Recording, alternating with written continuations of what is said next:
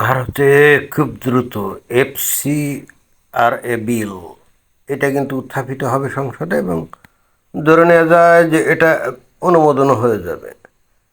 তো খবর বেরিয়েছে এই ধরনের একটা বিল এটা যদি পাশ হয় এ বিষয়ে সতর্ক বার্তা দিয়েছে কে? একজন মার্কিন কংগ্রেসম্যান। কি অদ্ভুত ব্যাপার! ভারতে তারা কি করবে না করবে, এই ব্যাপারে কি বিল আনবে না আনবে এবং তাদের দেশ এবং জাতির স্বার্থে কি বিল আনবে না আনবে, এটা তো তাদের আভ্যন্তরীণ ব্যাপার, রাইট?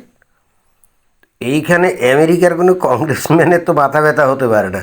মানে ভারতের রাজনৈতিক নেতারা, সরকার, তারা তো তাদের জনগণের কিসে কল্যাণ হয়, কিসে ভালো হয় সেটা দেখেই তো যে কোনো আইন প্রণয়ন করে। এটাই তো, এমন তো না যে জনগণের স্বার্থের বিরুদ্ধে গিয়ে কোনো আইন প্রণয়ন করে। তো এখন এই মার্কিন কংগ্রেসম্যানের এইটার বিরোধিতা, অর্থাৎ এফসিআরএ বিল, যেটা নাকি সংশোধন করার জন্যে উত্থাপন করা হবে সম্ভবত দু একদিনের মধ্যেই। তো এইটা নিয়ে ভাই, এইটা মার্কিন কংগ্রেসম্যানের এটা নিয়ে সতর্কবার্তা মানে কি? তার মানে কি এই মার্কিন কংগ্রেস ম্যান সে কি ভারতের লোকদেরকে ভারতের সরকারের চাইতেও বেশি ভালোবাসে? শুনতে বেশ অদ্ভুত মনে হয় না? অদ্ভুত মনে হয়। সুদূর সাত সাগর তেরো নদীর পাড়ে আমি ঠিক জানিও না যে এই লোকের, এই কংগ্রেসম্যানের ভারতের কালচার, ভারতের সমাজ, ভারতের সোসাইটি সম্পর্কে কোনো আইডিয়া আছে কি না। কোনো কিছু আইডিয়া না থাকা সত্ত্বেও ভারতের এই এই বিষয় নিয়ে তার মাথা ব্যথার কোনো অন্ত নাই এবং সে বস্তুত বোঝাতে চাচ্ছে ভারতের সরকারের চাইতে বা ভারতের জনগণের উন্নতির জন্যে, উন্নয়নের জন্যে এই মার্কিন কংগ্রেসের মাথা ব্যথার কোনো সীমা পরিসীমা নাই। এই ধরনের বিস্ময়কর, অদ্ভুত, উদ্ভট খবর আমাদেরকে মাঝে মাঝে জানতে হয়, পড়তে হয়। তো ঘটনা কি এখানে, এই যে কোন মার্কিন কংগ্রেসম্যান রিলি মুর বিদেশি অর্থদান বিধি আইন এফসিআরএ এর প্রস্তাবিত সংশোধনকে নিন্দা করেছেন। আচ্ছা, তাদের একটি খ্রিস্টানদের বিরুদ্ধে স্পষ্ট আক্রমণ বলেছেন এবং সতর্ক করেছেন এই যে যে এই আইনটি ভারত মার্কিন দ্বিদেশীয় সম্পর্কের মধ্যে একটি গুরুতর ইস্যু হতে পারে। আচ্ছা, মুর দাবি করেছেন যে প্রস্তাবিত পরিবর্তনগুলি সরকারি নির্বাহকে চার্চ, দাতব্য সংস্থা এবং অন্যান্য ধর্মীয় সংস্থাগুলির নিয়ন্ত্রণ করতে দেবে যদি তাদের এফসিআরএ নিবন্ধন বাতিল বা নবায়িত না হয়। আচ্ছা আচ্ছা, তার মানে হঠাৎ করে খ্রিস্টানদের প্রতি তার ব্যাপক প্রীতি এবং বস্তুত যে মানে এফসিআরএ যেটা হচ্ছে, ভারত সরকার বলছে যে এই অর্থাৎ আগে যে আইন ছিল ওই আইনের অধীনে এই বিশেষ করে সেভেন সিস্টার্স অঞ্চলে, ওই যে মিজোরাম, নাগাল্যান্ড, মণিপুর ইত্যাদি অঞ্চলে ব্যাপক মানুষ কিন্তু খ্রিস্টান ধর্ম গ্রহণ করছে। এবং কেন গ্রহণ করেছে তার কারণ হচ্ছে আমেরিকা থেকে ব্যাপকভাবে ওই সব অঞ্চলে যে অর্গানাইজেশন আছে, এনজিও আছে, চার্চ আছে, সেখানে কোটি কোটি টাকা সেখানে আসে এবং ওই চার্চের লোকজন বা অর্গানাইজেশন বা এনজিও তারা ওইখানের যে আদিবাসী আছে তাদেরকে টাকা দিয়ে প্রলুব্ধ করিয়ে তাদেরকে খ্রিস্টান বানায়। তো এখন এই খ্রিস্টান বানানোতে এখন ভারত সরকারের আপত্তি। ভারত সরকার বলতে চাচ্ছে যে এইভাবে অবাধে বাংলাদেশে এই দাতব্য যে সমস্ত প্রতিষ্ঠান আছে, এনজিও আছে, চার্চ আছে, এখানে এইভাবে টাকা পয়সা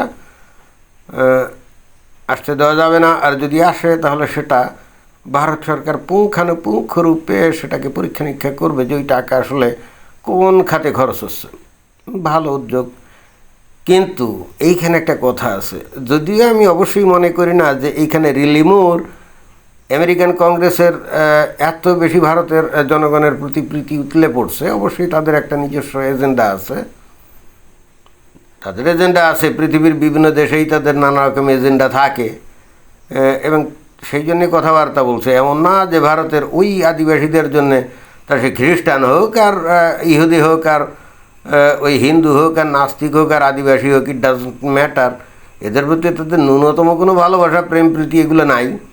বস্তুত তাদের নিজস্ব কোনো প্ল্যান প্রোগ্রামের আওতায় হয়তো এখানে সমস্যা তৈরি হবে, এই জন্যে বস্তুত এই সমস্ত কথা। বাট এখান থেকে একটা জিনিসও কিন্তু শিখতে হবে যে টাকা দিলেই এই যে এই আদিবাসী লোকজন তারা খ্রিস্টান ধর্মে দীক্ষিত হচ্ছে, কারণ কি? এটা কি ভারত সরকার একবার চিন্তা করে দেখছে? আমি কিন্তু এই বিষয়টাকে অনেক অনেক সময় অ্যাড্রেস করি, বলার চেষ্টা করি, বহুবার বলছি ভারতের উন্নতি কোনোদিনও হবে না, সুপার পাওয়ার তো প্রশ্নই ওঠে না। হয়তো কিছু উন্নতি হতে পারে, that's all, but India never can expect to be the super power, no.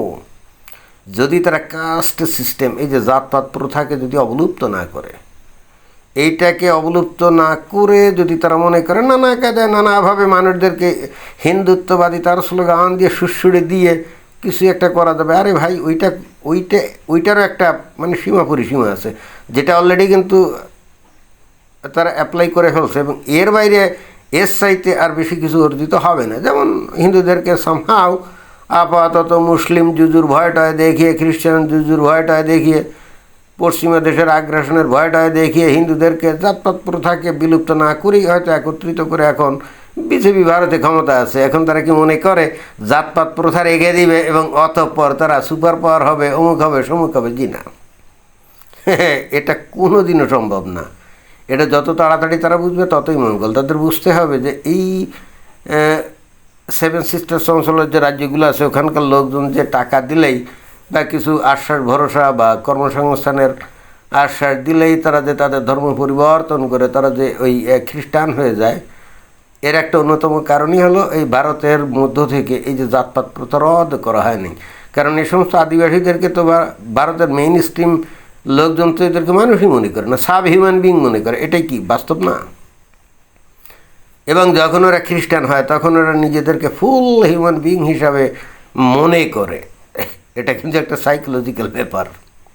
ভারতের নেতাদের এবং সরকারের এমন একটা প্রতীতি জন্মেছে, আমার কাছে মনে হচ্ছে ইটস ওকে, কাস্ট সিস্টেম থাকবে, নিচের কাস্ট যারা আছে তাদের কোটা টোটা দিয়ে চাকরি বাকরি দেওয়া হবে, অর্থাৎ তারা এটা নিয়ে মাথা ব্যথা করবে না, এটা নিয়ে আন্দোলন সংগ্রাম করবে না, এবং কাস্ট সিস্টেমকে পরিপূর্ণভাবে বহাল রেখে তারা হিন্দুত্ববাদী স্লোগান দিয়ে মনে হয় যুগের পর যুগ ধরে ক্ষমতা থাকবে। জি না, এটা খুব দ্রুত মাঠে মারা যাবে, খুব দ্রুত মাঠে মারা যাবে। এবং নিম্ন শ্রেণীর লোকজন যাদের কোটা দেওয়া হয়, তো ওই কোটা পদ্ধতি কয়জন লোক চাকরি পায়, কয়জন লোক সুবিধা পায়?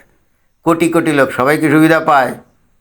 1 কোটি লোকের মধ্যে হার্ডলি হয়তো 1-2 লক্ষ লোক সুবিধা পায়, বাট বাকি 98-99 লক্ষ লোক তো সুবিধা পায় না। কি পায়? তো তারা বিষয়টাকে হালকাভাবে দেখবে নাকি? মোটেও না। তারা বিষয়টাকে সিরিয়াসলি দেখবে। অর্থাৎ কাস্টের সিস্টেম অ্যাবলিশ না করে ভারত সরকার যদি মনে করে ধান্দাবাজি করে লোকজনকে চোখে ধুলো দিয়ে বা বাইরের জুজুর ভয় দেখিয়ে ঐক্যবদ্ধ করে এইভাবে চলবে, এটা চলবে না। একদিন একটা ভিডিও করছিলাম এই ব্রাহ্মণ্যত্ববাদীর বিরুদ্ধে, ওরে বাবা, দেখলাম যে লোকজন কেউ দেখে নেই, মানে ভারতের লোকজন কেউ দেখে নেই, হিন্দুরা কেউ দেখে নেই। এর থেকে বোঝা যায় যে ওরা যে মুখে মুখে বলে না আমরা তো উদার, আমরা তো এখন এত ওই জাতপাত নিয়ে মাথা ঘামাই না, কিন্তু ওই ভিডিওটা থেকে আমি বুঝতে পারছি যে এই মাল কী জিনিস। এরা উপরে উপরে এই কথাগুলো বলে, বাট ভিতর ভিতর ভয়ঙ্কর রকমভাবে তারা নিকৃষ্ট প্রাণী। এই জাতপাত প্রথা যারা বিশ্বাস করে সত্যি সত্যি তারা নিকৃষ্ট প্রাণী। এবং তখন আমার কিন্তু বিশ্বাস করতে মন চায় যে ওই যে করোনা বলছে না যে অমুসলিমরা, বিশেষ করে মুশরিকরা মানে হিন্দুরা নিকৃষ্ট প্রাণীর চেয়ে অধম, আমার কিন্তু তখন বিশ্বাস করতে মন চায় আসলেই তারা নিকৃষ্ট প্রাণীর চেয়ে অধম। এই যে আমি বারবার কিন্তু একটা কথা বলি যে এখানে জাতপাত যে প্রথা, ব্রাহ্মণ, ক্ষত্র, বৈশ্য, শূদ্র না, ব্রাহ্মণ মানে কি? ব্রাহ্মণ মানে যে ব্রহ্মজ্ঞানী জ্ঞানী। তো ব্রহ্মজ্ঞান কি? সৃষ্টিকর্তা সম্পর্কে ধারণা, সৃষ্টি রহস্য সম্পর্কে ধারণা।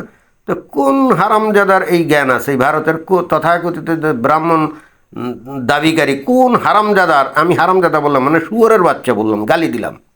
কোন শুয়োরের বাচ্চার এই জ্ঞান আছে? তো এই কুত্তার বাচ্চা, শুয়োরের বাচ্চারা নিজেরা ব্রাহ্মণ দাবি করে অন্যদেরকে নিঃস্বভাবে দেখে। এই কুত্তার বাচ্চা মাদার চোত, এই জারোজার বাচ্চাগুলোর জন্য হিন্দুদের আজকে অধঃপতন। হ্যাঁ, এবং শুধুমাত্র এই জাতপাতের কারণে, এই জাতপাত প্রথা যদি অবলুপ্ত না করে, এই কারণে এই ভারত একদিন খণ্ড বিখণ্ড হয়ে যাবে, আমি একেবারে গ্যারান্টি দিয়ে বলতে পারি। কারণ এই শুয়োরের বাচ্চা মাদার চোতরা, এই এই এই কুত্তার বাচ্চার যে ব্রাহ্মণ্যবাদী যে সমস্ত লোকদের, এই মাদার চোত আর শুয়ার বাচ্চা, জারোজার বাচ্চার জন্য, এই বাস্টার্ডদের জন্য এই ভারতীয় উপমহাদেশ হাজার হাজার বছর ধরে বৈদেশিক শক্তির উপনিবেশ ছিল। বৈদেশিক শক্তির দাস দাসীর ভূমিকা অভিনয় করছে, এরা দাস দাসী হিসেবে ব্যবহৃত হয়েছে। আর এই ব্রাহ্মণদের মেয়েদেরকে এই বহিঃশক্তির এসে রেপ করছে। এই মাদার চুত্রা কিন্তু থামাতে পারেনি তাদেরকে। কি ঐতিহাসিকভাবে এটাই সত্য, সত্য না? মুঘলরা কত ব্রাহ্মণ নারীদেরকে রেপ করছে বলেন তো? আপনারা ইতিহাস পড়েন নাকি পড়েন না? এখন তো ইতিহাস পাল্টাচ্ছেন, ভারতের লোকজন কি পাল্টাচ্ছেন না? আপনাদের হিন্দু মেয়েদেরকে ধরে ধরে কে রেপ করছে না মুসলিমরা? তখন আপনাদের ব্রাহ্মণত্ব কোথায় যায়? এখন এই আদিবাসী লোকজন যাদেরকে এই মূলধারার এই উচ্চবর্গীয় মাদার চোদগুলা, যারা এদেরকে সাব হিউম্যান মনে করে, মানুষ মনে করে না, তো তারা অবশ্যই নিজেদেরকে মানুষ হিসাবে মানে গণ্য হওয়ার জন্যে খ্রিস্টিয়ানিটিতে কনভার্ট করতো। এটা অন্যায় কি? আর এক্ষেত্রে আমেরিকা যদি টাকা পয়সা দিয়ে তাদের কনভার্ট করে, সেটা তো ভালো জিনিস। সরকার কি এদেরকে মানুষ হিসেবে গণ্য না করে যদি FCRA এই যে বিল টিল পাশ করতে যাচ্ছে, এটা কিন্তু ভারতের জন্য বুমেরাং হবে, ভয়ঙ্কর ক্ষতির কারণ হবে। এবং এই 7 সিস্টার্স অঞ্চলে যে বিচ্ছিন্নতাবাদী আন্দোলন, ওটা কিন্তু মারাত্মকভাবে মাথাছাড়া দিয়ে উঠবে। কেন জানেন? কারণ হচ্ছে বৈদেশিক সাহায্য সহযোগিতা ওরা তো বেশ ভালোই দিন যাপন করতো, তাই না?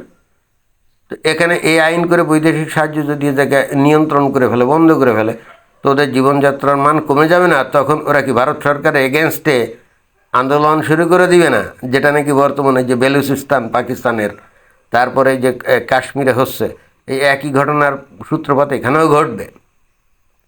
আমি একেবারে গ্যারান্টি দিয়ে বলতে পারি, প্রফেসি করতে পারি, প্রেডিকশন করতে পারি, এটাই হবে।